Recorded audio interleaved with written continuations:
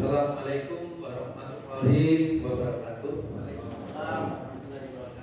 Yang saya hormati Bapak-bapak, Ibu-ibu dari Komisi 1 ya, Komisi 3 DPRD Kota Kendari, Pak Camat Agung, Pak Lurah dan jajarannya, teman-teman semuanya. Izinkan kami dari Kantor Pertanahan Kota Kendari menyampaikan hasil identifikasi lapang yang sudah kami lakukan berdasarkan permohonan dari Ditreskrimum Polda Sutra. Jadi ini dari permohonan Ditreskrimum ya, Polda Sutra sudah masuk ke Polda untuk mengajukan permohonan identifikasi terkait masalah antara informasinya Hotel Kuba 9 dengan Migros. Kami sampaikan lagi tanggal 28 ya, kami mengambil data-data sertifikat yang ada di situ, kita ukur ulang. Nah, ini hasilnya seperti ini Pak.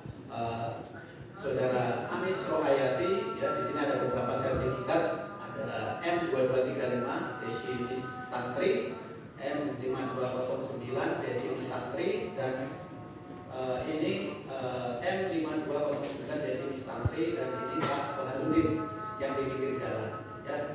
Kita sudah turun lapang, kami sampaikan bahwasannya tidak ada tumpang tindih sertifikat di situ. Jadi tidak ada tumpang tindih, overlap tidak ada, dari kedua belah pihak tidak tumpang tindih. Nah, terkait dengan masalah jalan ya, kami sampaikan kondisi apa adanya berdasarkan data. Jadi yang disampaikan oleh Pak Camat Kanggu itu sama dengan yang data yang ada di BPN, betul ya. Jadi begini, sekarang dengan adanya digital forensik ya, kadaster forensik, kita bisa melihat jalan itu dulu di mana. Ya. Ini indikasi ada mungkin pergeseran jalan. Di data kami kan dulunya ini yang jalan. Karena setiap sertifikat hak atas tanah itu memiliki fungsi sosial ya dalam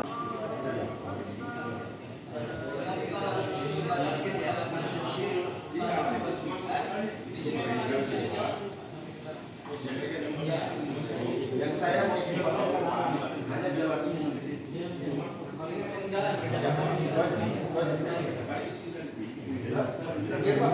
Pak, yang kita upayakan hanya jalan ini, Bang. Persoalan di sini kita upayakan dulu masyarakat. Sepakat ya?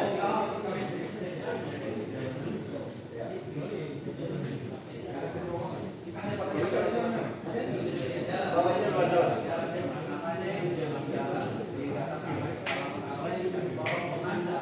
Berapa meter panjangnya? Sampai kali ya? Persoalan bahwa Kuba Migros dan membuka ya menjelaskan kita mau jalan ini jalan depannya dari luar.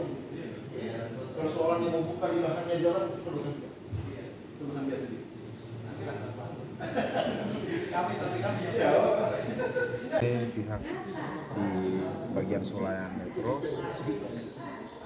yang ketika dalam kunjungan lapangan dan RDP di DPRD Kota Kendari terjadi miskomunikasi, dan ketika kita kunjungan lapangan ke lokasi ternyata itu adalah jalan. Makanya kita DPRD Kota Kendari mengeluarkan rekomendasi untuk menyelesaikan perselisihan yang terjadi di sana terkait dengan pengklaiman jalan dan ada penutupan akses jalan yang terjadi di Sampi Swalayan. Makanya agenda hari ini itu RDP untuk membuktikan semua fakta-fakta yang terjadi di sana.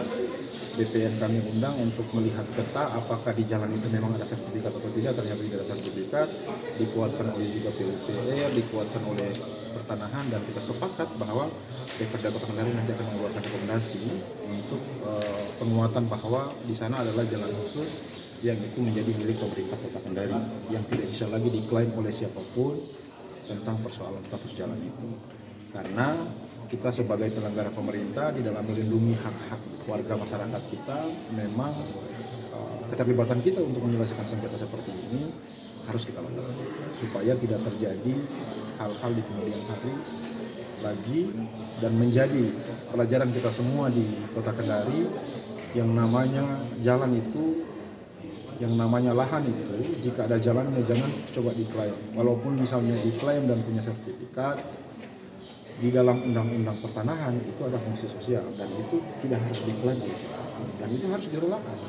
Tapi bahwa kita DPRD Kota Kendari sebagai lembaga aspirasi masyarakat terus memfasilitasi apapun yang menjadi aspirasi yang masuk untuk kita menyelesaikan secara musyawarah mufakat sebelum kita membuatkan aturan yang sesuai dengan ketentuan yang berlaku di dalam kita berpemerintahan. Saya pikir Rekomendasi yang mau dikeluarkan itu kapan rencananya, Pak? rekomendasi 1 minggu lagi rekomendasinya keluar, kita sudah pastikan ke Biro Hukum DPRD Kota Kendari sebagai pembuat bahasa hukum rekomendasi untuk kita teruskan ke semua pihak termasuk Wali Kota Kendari, termasuk Sekretaris DPRD Kota Kendari, termasuk pihak-pihak yang bertikai untuk dipatuhi dan mempunyai kekuatan hukum. Saya pikir itu memberikan rekomendasi itu. Bahwa Itu kan rekomendasi agar dipatuhi, Pak. Ketika ada yang tidak patuh, apakah ada sanksi yang disiapkan juga? Pol PP kita sudah siap, Pol PP juga akan menjadi tembusan. Kita nanti akan pakai kekuatan hukum. Jadi kan negara ini adalah negara hukum. Kalau kita sudah keluarkan rekomendasi, berarti rekomendasi itu berkekuatan hukum tetap. Ketika berkekuatan hukum tetap dan masih ada masyarakat yang mengklaim dan bukan haknya, berarti dia bersentuhan dengan hukum. Kan seperti itu. Ya kita punya Pol PP, kalaupun juga Pol PP. Terima kasih sudah nonton. Jangan lupa like, subscribe, dan share ya.